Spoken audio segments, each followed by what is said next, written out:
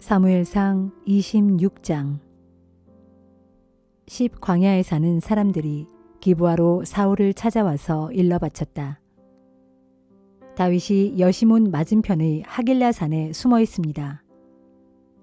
사울은 즉시 이스라엘 군대에서 3,000명을 가려 뽑아 광야로 내려갔다. 사울은 하길라 산 위에 올라가 그곳의 길가에 진을 쳤다. 때에 다윗은 광야에 있다가 사울이 자신을 뒤쫓은 것을 알아차렸다. 다윗은 곧 정찰대를 보냈다. 그리고 사울이 거기에 도착해 있는 것을 확인했다. 다윗은 사울이 진을 치고 있는 곳으로 다가갔다. 다윗은 사울과 군사령관인 네리 아들 아브넬이 누워 있는 것을 보았다. 사울은 진영 안에 누워 있었고 그의 주변에는 군사들이 빙 둘러 지키고 있었다. 다윗은 햇사람 아히멜렉과 아비새에게 물었다. 누가 나와 함께 저 진영으로 내려가겠느냐? 아비새가 나서서 자기가 가겠다고 말했다. 아비새는 수르야의 아들이며 요압의 아우였다. 날이 어두워지자 다윗과 아비새는 사울의 진영으로 몰래 들어갔다. 사울은 자기 창을 머리맡의 땅바닥에 꽂아놓은 채 잠들어 있었다. 아브넬과 군사들은 사울 주변에 누워 깊이 잠들어 있었다. 아비새가 다윗에게 속삭였다. 하나님께서 오늘 원수를 당신의 손에 넘겨주셨습니다. 제가 창으로 사울을 찔러 땅바닥에 박아놓겠습니다. 2번 찌를 필요조차 없을 것입니다. 그러나 다윗이 아비새에게 말했다. 그를 죽이지 말아라. 그는 주께서 기름 부어 세우신 왕이 아니냐. 살아계신 주를 두고 내가 말하지만 주께서 직접 그를 치실 것이다. 때가 와서 죽게 되거나 아니면 전쟁터에 나가서 죽게 될 것이다. 주께서 기름 부어 세우신 왕을 내가 직접 쳐 죽이는 일은 그분이 금하셨다. 자, 이제 그의 머리맡에 있는 창과 물병만 가지고 이곳을 얼른 빠져나가자.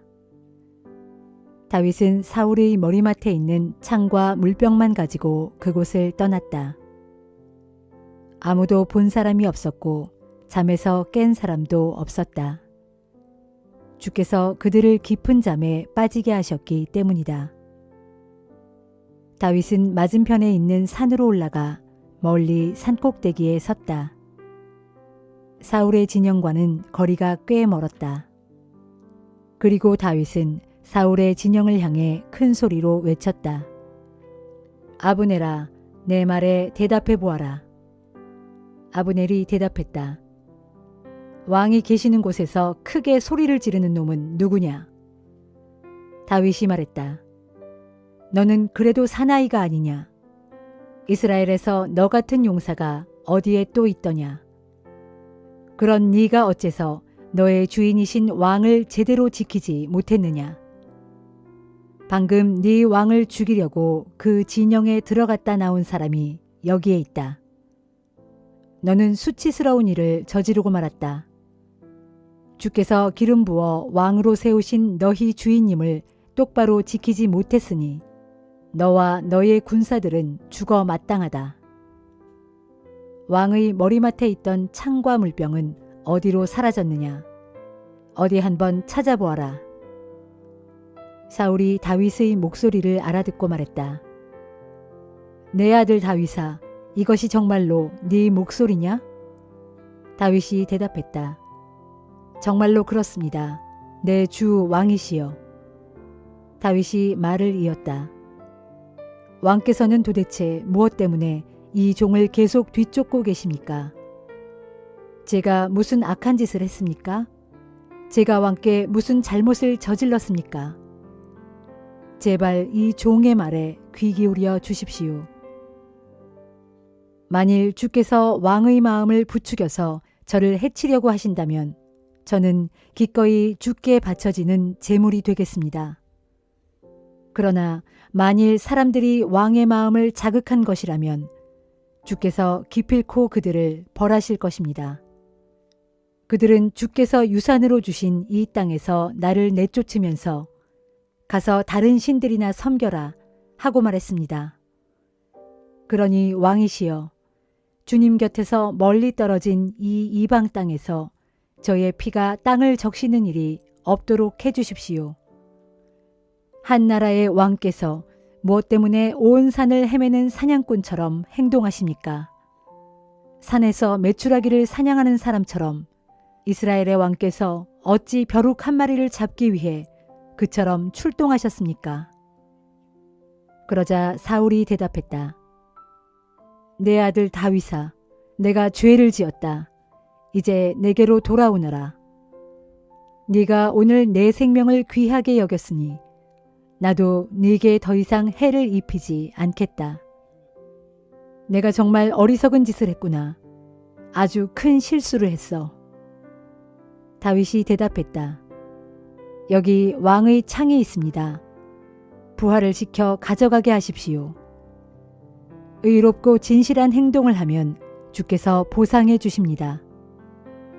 주께서는 오늘 왕을 제 손에 넘겨주셨지만 저는 주께서 기름 부어 세우신 왕께 손끝 하나 대지 않았습니다. 오늘 왕의 생명을 아껴준 것 같이 주님께서도 저의 생명을 아껴주시고 어떠한 어려움 속에서도 저를 지켜주실 것입니다. 사울이 말했다. 내 아들 다윗아, 네게 복이 내릴 것이다. 너는 장차 큰 일을 행할 것이고 반드시 승리하는 삶을 살 것이다. 그런 후에 다윗은 자신의 길을 갔고 사울도 자신의 왕궁으로 돌아갔다.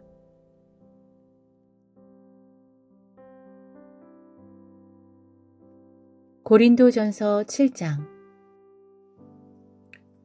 이제 여러분이 편지에 써보낸 질문에 대해 말하겠습니다. 남자는 결혼을 하지 않는 편이 더 낫습니다.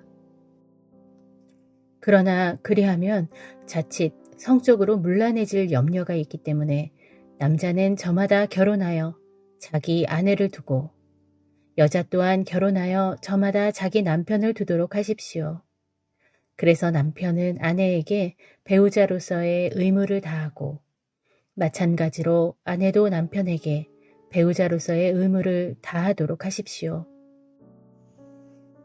결혼을 하게 되면 아내의 몸은 더 이상 아내만의 것이 아니라 남편에게 속합니다. 마찬가지로 남편의 몸 또한 더 이상 남편의 것만이 아니라 아내에게 속합니다.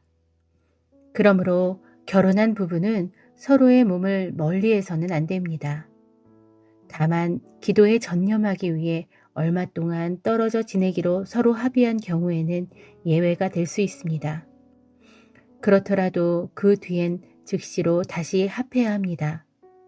그것은 여러분이 홀로 있음으로 해서 절제하지 못하는 틈을 타서 사탄이 여러분을 유혹할까 염려되기 때문입니다. 지금 나는 여러분이 반드시 결혼해야 한다고 명령하고 있는 것이 아닙니다. 결혼하지 않는 편이 낫지만 만일 결혼하고 싶거든 얼마든지 결혼해도 좋다는 뜻일 뿐입니다. 사실 나는 누구나 나처럼 결혼하지 않고 지내기를 원합니다. 그러나 각 사람은 저마다 하나님께로부터 받은 은사가 달라서 이 사람은 이런 은사를, 저 사람은 저런 은사를 받습니다. 그러므로 나는 결혼하지 않은 사람과 과부들에게 말합니다. 여러분도 나처럼 결혼하지 않은 상태로 지낼 수 있으면 그냥 그대로 지내도록 하십시오. 하지만 절제를 할 수 없거든 결혼하도록 하십시오. 정욕에 불타는 것보다 결혼하는 편이 더 낫습니다. 결혼하신 분들에게 말합니다. 이것은 나의 말이 아니라 주님의 명령입니다. 아내는 남편과 헤어져서는 안 됩니다. 그러나 만일 남편과 헤어졌다면 재혼하지 말고 그대로 혼자 지내든지 아니면 남편과 화해하고 다시 남편에게 돌아가도록 하십시오. 그리고 남편도 아내를 버려서는 안 됩니다. 그 외의 분들에게 말합니다. 이것은 주님이 하신 말씀이 아니라 나의 권면입니다. 만일 어떤 형제가 믿지 않는 아내와 살고 있는데 그 아내가 남편과 계속 함께 살기를 원한다면 그녀와 헤어져서는 안 됩니다. 또 어떤 자매가 믿지 않는 남편과 살고 있는데 그 남편이 아내와 계속 함께 살기를 원한다면 남편과 헤어져서는 안 됩니다. 그것은 믿지 않는 남편이 자기의 믿는 아내를 통해 거룩하게 되었고 또한 믿지 않는 아내가 자기의 믿는 남편을 통해 거룩하게 되었기 때문입니다. 그렇지 않다면 여러분의 자녀는 부정하게 되겠지만 그것이 아닙니다. 이제 그들은 거룩합니다. 그러나 만일 믿지 않는 배우자가 헤어지기를 원한다면 그렇게 해도 됩니다. 믿는 형제나 믿는 자매가 그런 일에 얽매일 필요는 없습니다. 하나님께서는 자신의 자녀들이 평화롭게 살아가기를 원하십니다. 하지만 신중하십시오. 믿는 아내들이여, 당신이 당신의 남편을 이끌어 구원하게 될지 어떻게 알겠습니까? 믿는 남편들이여, 당신이 당신의 아내를 이끌어 구원하게 될지 어떻게 알겠습니까? 하지만 각 사람은 주께서 나눠주신 은사대로 자기 분수에 따라 또한 하나님께서 부르신 대로 자기 처지에 따라 알맞게 살아가야 합니다. 이것이 모든 교회를 위해 내가 세운 원칙입니다. 주님께 부르심 받기 전에 이미 유대교의 할례를 받은 사람은 그 일로 염려할 필요가 없습니다. 또한 할례를 받지 않은 사람은 이제 와서 새삼 할례를 받을 필요가 없습니다. 할례를 받았느냐 혹은 할례를 받지 않았느냐 하는 것은 아무런 문제가 되지 않습니다. 정작 중요한 것은 하나님의 계명을 지키는 것입니다. 여러분은 각자 하나님께 부르심을 받았을 때의 그 처지에 따라 그대로 살아가십시오. 여러분이 종으로 있었을 때에 부르심을 받았습니까? 그것 때문에 마음 쓰지 마십시오. 그러나 혹 자유인이 될 기회가 있거든 주저하지 말고 힘써 자유인이 되십시오. 비록 종의 신분일지라도 주님 안에서 부르심을 받았다면 그 사람은 주님께 속한 자유인입니다. 마찬가지로 자유인으로서 주님의 부르심을 받았다면 그 사람은 그리스도의 종인 것입니다. 여러분 모두는 하나님께서 값을 치르고 사신 고귀한 몸이므로 부디 세상 사람의 종이 되지 마십시오. 형제들이여, 이처럼 여러분은 하나님께 부르심을 받았던 그 처지에 그대로 머물러 있으면서 하나님께 책임을 다하도록 하십시오. 이제 결혼하지 않은 처녀들에 대해서 말하겠습니다. 여기에 대해 주께서 내게 특별히 말씀하신 바는 없습니다. 그러나 주께서 주신 자비에 힘입어 믿을 만한 사람으로 평판이나 있으니 내 생각을 여러분께 말씀드리고자 합니다. 앞으로 조만간 닥치게 될 큰 재난 때문에 나는 처녀들이 결혼하지 않은 현재의 상태로 지내는 것이 좋다고 생각합니다.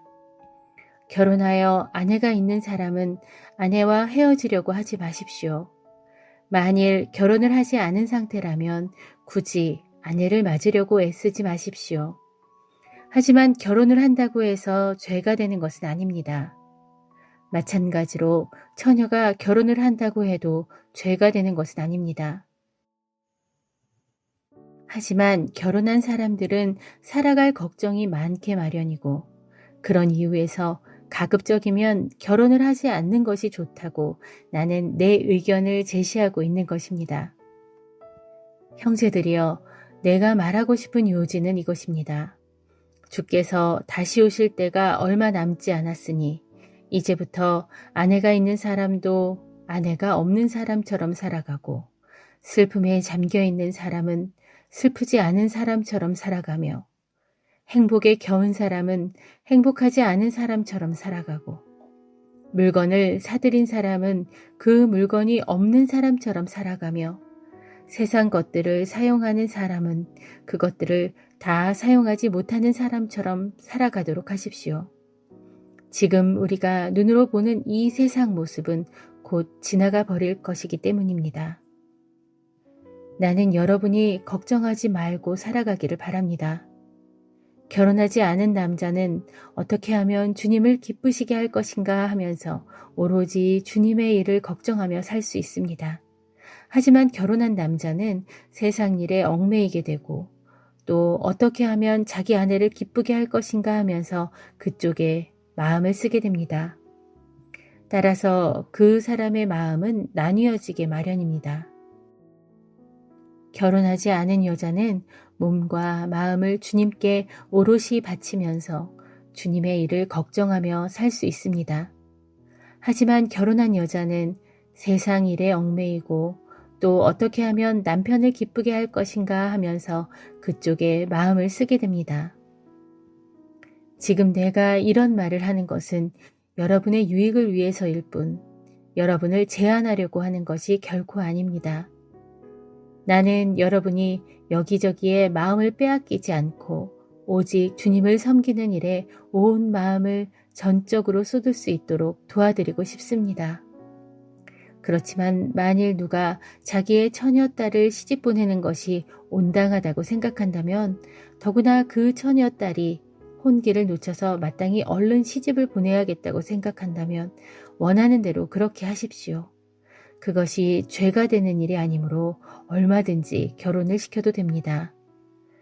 그러나 꼭 결혼시킬 부득이한 이유가 없고 또 자기 딸을 자기 뜻대로 할 권리가 있어서 자신의 자유로운 결정으로 마음을 굳히고 자기의 처녀딸을 시집 보내지 않고 그대로 두기로 했다면 그것은 잘하는 일입니다.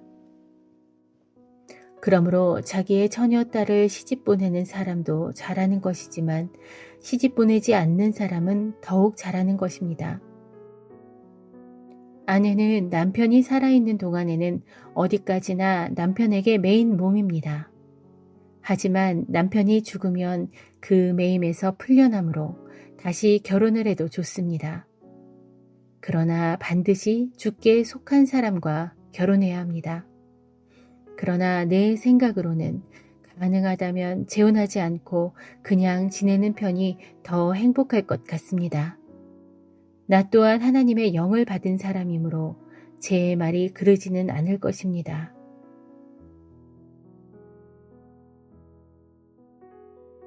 에스겔 5장. 너 사람아, 너는 날카로운 칼을 한 자루 준비하여라. 그런 뒤 너는 그 칼을 면도칼 삼아 내 머리카락과 수염을 깎아라. 그리고 그것을 저울에 달아서 똑같이 셋으로 나누어라.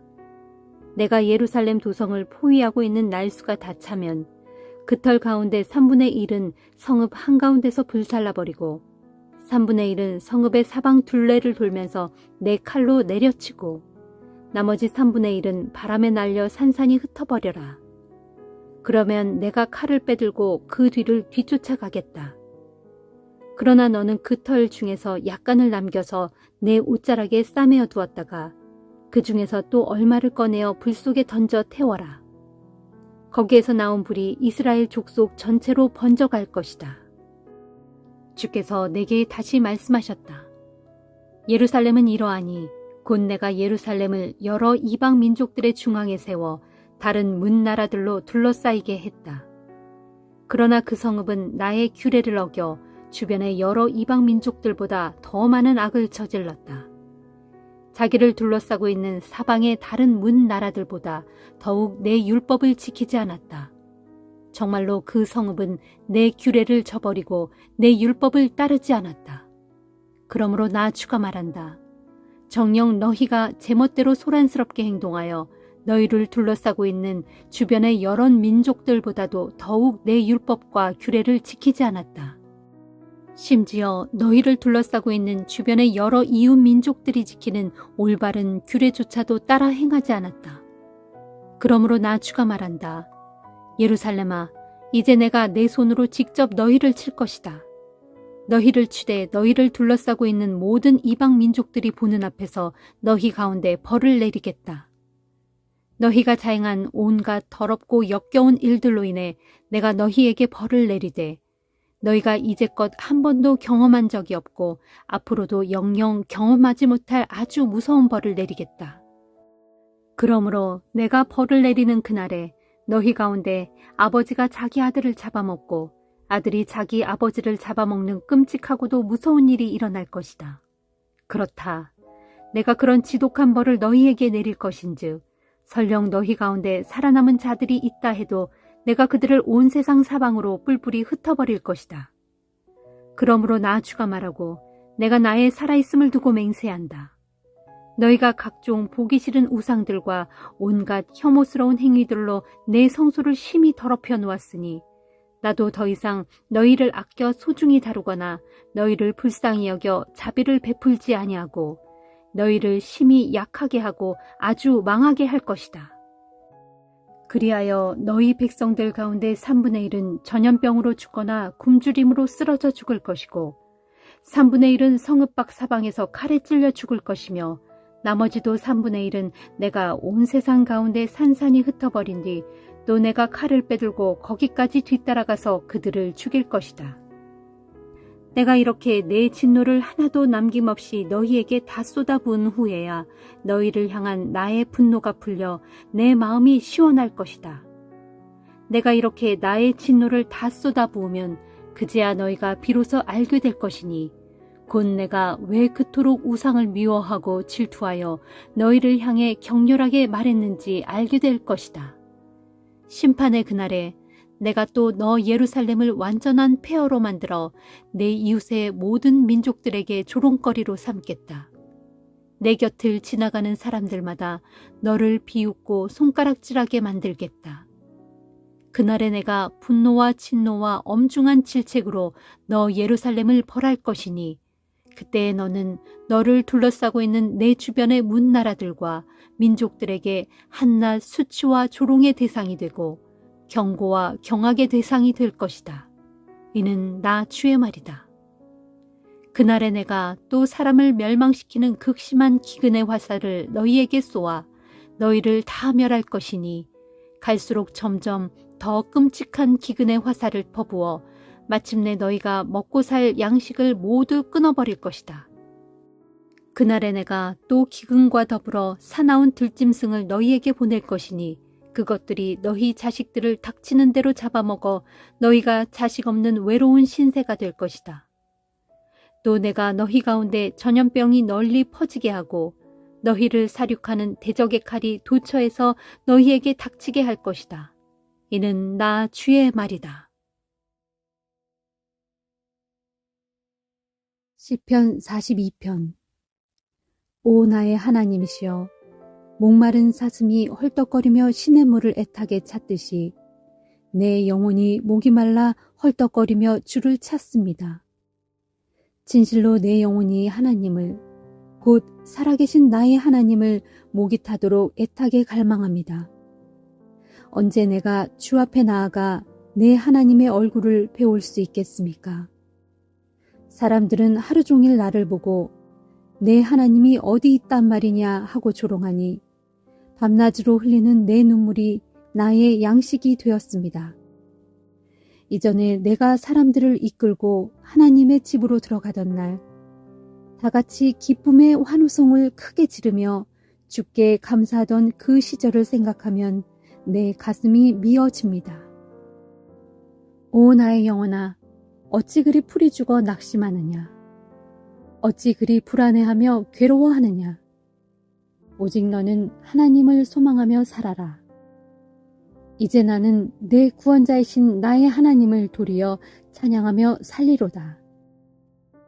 오 나의 하나님이시여, 내 영혼이 내 속에서 낙심하므로 내가 이제 요단 땅과 헤르몬 산과 미살산에서 주를 바라보고 주를 기억할 것입니다.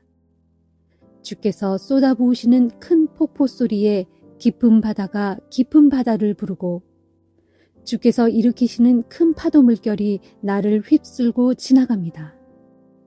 그러나 낮에는 주께서 내게 한결같은 사랑을 베푸시니 밤에는 내가 소리 높여 주를 찬송하고 내 생명의 하나님께 기도할 것입니다. 내가 나의 든든한 반석이신 하나님께 호소합니다. 주여, 어찌하여 나를 잊으셨습니까? 어찌하여 저 원수들의 압제 속에 내가 이토록 고통을 당해야 합니까? 저 원수들이 나를 보고 온종일 빈정대며 말하기를 내가 섬긴다는 내 하나님이 어디 있단 말이냐 하니 저들의 비웃음에 내 뼈마디가 쑤시고 아픕니다. 오 나의 영혼아, 어찌 그리 풀이 죽어 낙심하느냐? 어찌 그리 불안해하며 괴로워하느냐? 오직 너는 하나님을 소망하며 살아라. 이제 나는 내 구원자이신 나의 하나님을 도리어 찬양하며 살리로다. 시편 43편. 오 나의 하나님이시여, 나를 판단하셔서 나의 무죄를 선언하소서. 그리하여 저 불의한 사람들에게 나를 변호해 주시고 저 거짓을 일삼는 악한 자들에게서 이 몸을 건져 주소서. 나의 힘이요 나의 요새이신 하나님, 어찌하여 나를 외면하십니까? 어찌하여 내가 저토록 잔인하게 짓누르는 원수들에게 고통을 겪고 있어야 합니까? 오 주여, 주의 빛과 주의 진리를 내게 보내주셔서 나를 올바로 인도하게 하소서. 그리하여 주의 거룩한 산으로 주님 계시는 그곳으로 나를 이끌어가게 하소서. 그리하면 내가 하나님의 제단으로 기꺼이 나아가렵니다. 나의 가장 큰 기쁨이신 하나님께로 즐거이 나아가렵니다. 오 나의 하나님, 나의 하나님이시여, 그때 내가 수금을 뜯으며 목청껏 주를 찬양하렵니다. 내 영혼아, 어찌하여 그리도 낙심하느냐? 어찌하여 그토록 괴로워하느냐? 오직 너는 하나님을 소망하며 살아라. 나의 구원자이신 내 하나님을 내가 소리 높여 찬양하리로다.